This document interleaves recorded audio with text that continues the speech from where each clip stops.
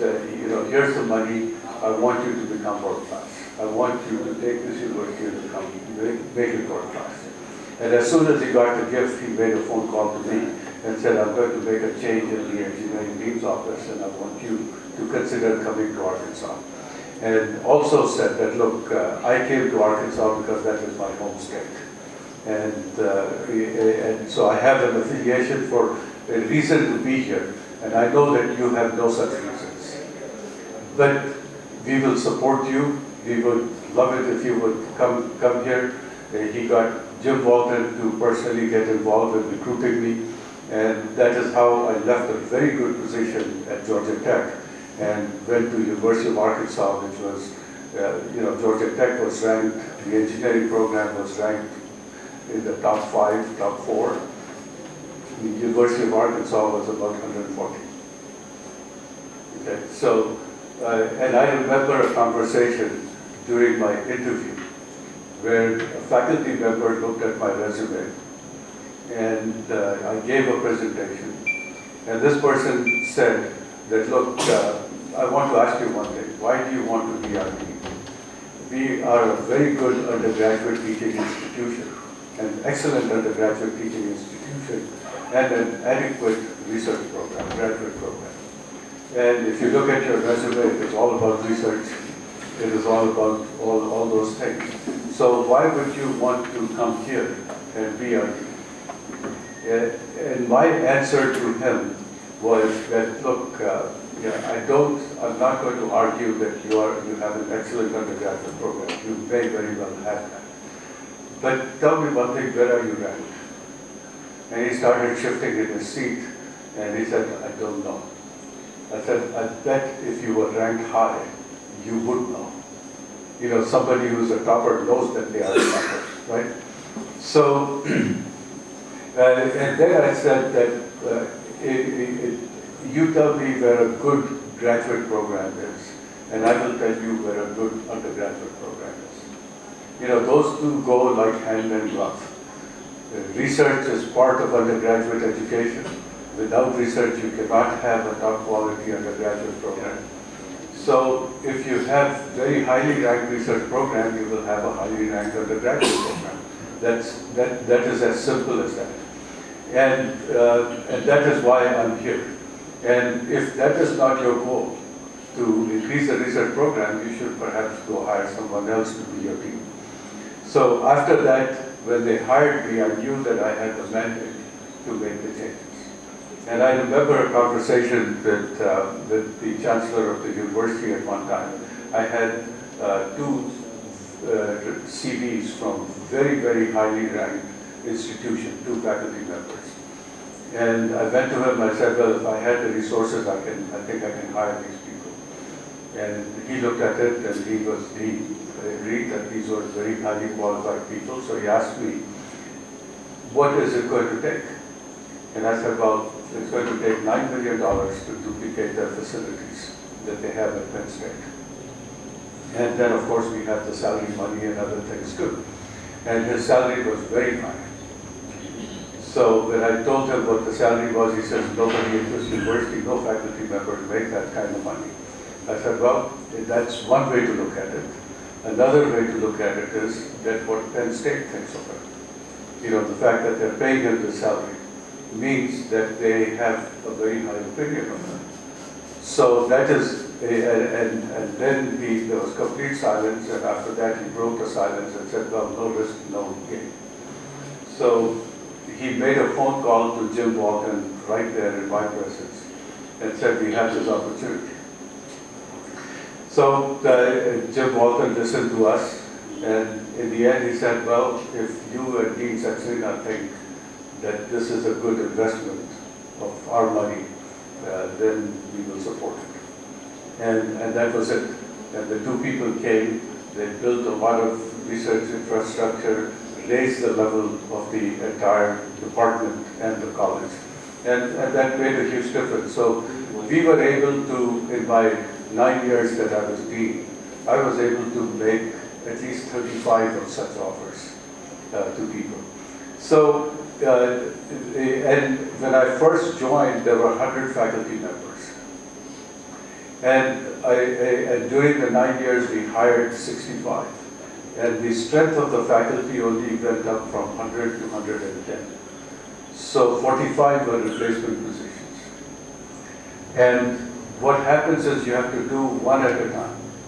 Whenever you hire somebody, you have some expectations and you do not lower your standards. You always, and it becomes easier with time.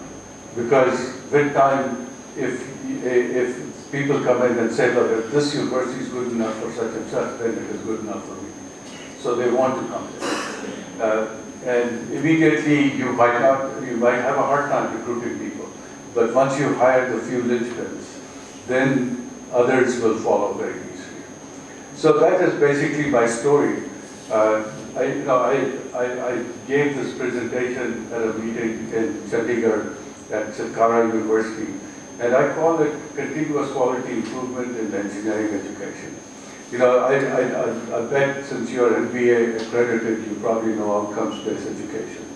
I was involved in getting India on to Washington Accord.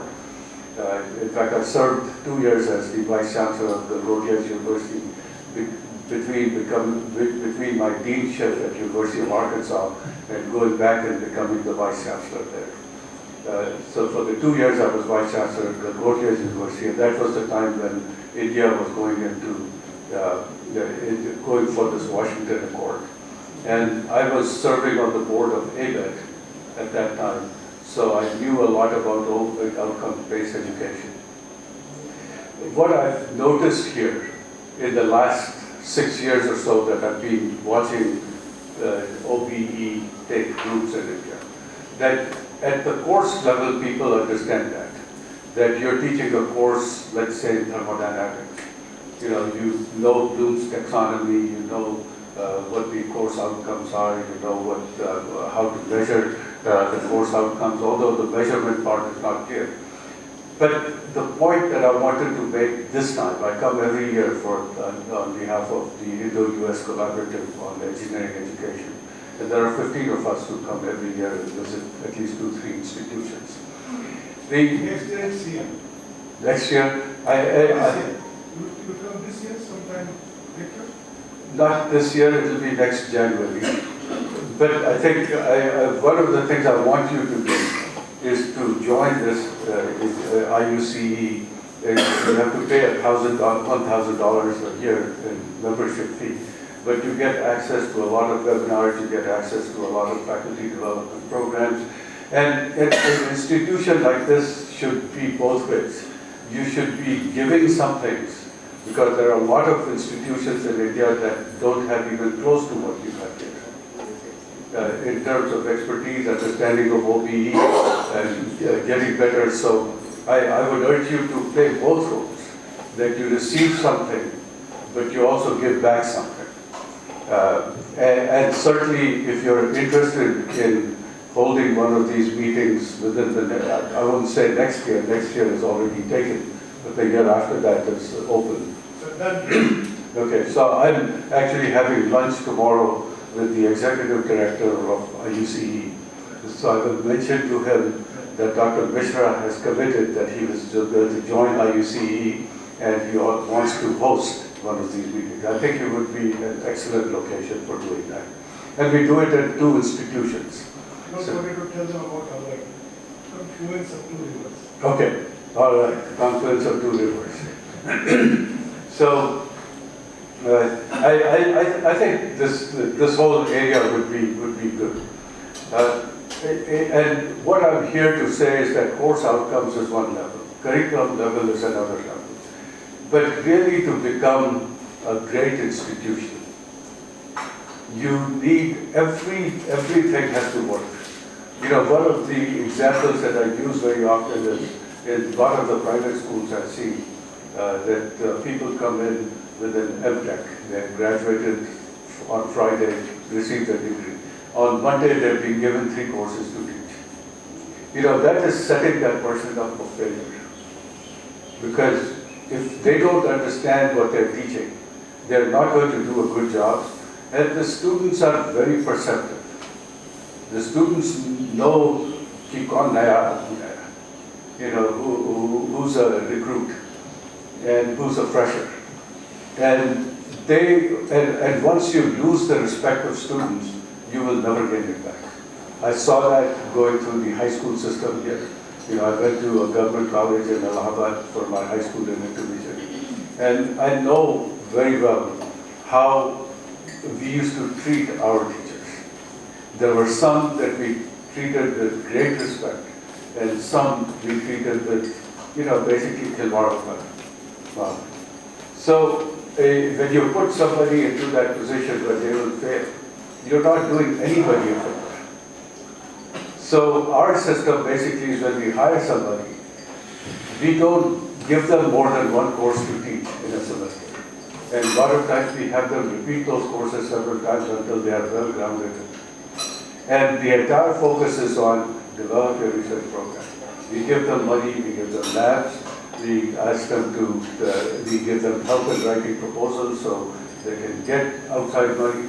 And then at the end of 5 years, we said, we have made a big investment in you. We want to see what you've done. And if you haven't done well, then you don't get tenure. If you've done very well, we will give you all kinds of incentives to continue to stay. So setting people up for success is the mantra that I want to leave here.